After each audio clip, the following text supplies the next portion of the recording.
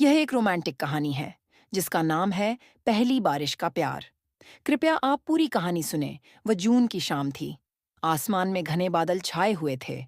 College से लौटते वक्त नेहा ने देखा कि हवा धीरे धीरे तेज हो रही थी और बारिश की बूंदें गिरने लगी थीं।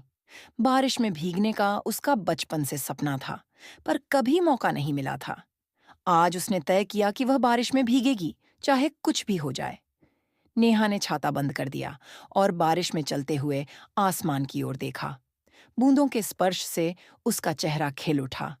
वह पार्क में आ गई, जहां पेड़ों के बीच हल्की धुंध बन रही थी।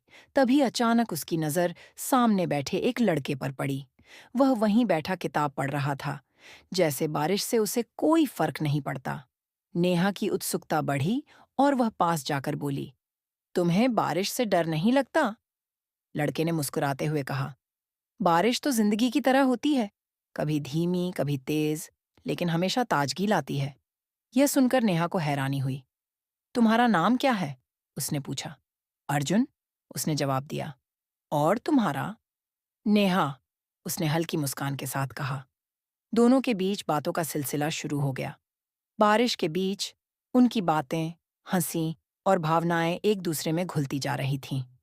अर्जुन ने बताया कि वह एक लेखक है और बारिश में उसे लिखने की प्रेरणा मिलती है। नेहा को यह सुनकर और दिलचस्पी होने लगी। अर्जुन ने कहा, तुम्हें पता है, कभी-कभी पहली मुलाकात भी खास होती है, बारिश की तरह, जो अचानक आती है और जिंदगी में नई ताजगी भर देती है। नेहा ने उसकी ओर देखा। उसकी आंखों में एक अलग सी चमक थी। वह इस मुलाकात को अपनी किस्मत मानने लगी। वह सोचने लगी, शायद यही प्यार है जो बिना किसी योजना के अचानक जिंदगी में दस्तक देता है।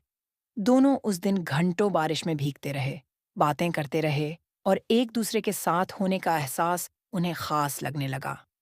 उस शाम के बाद नेहा और अर्जुन की मुलाकातें बढ़ने लगीं।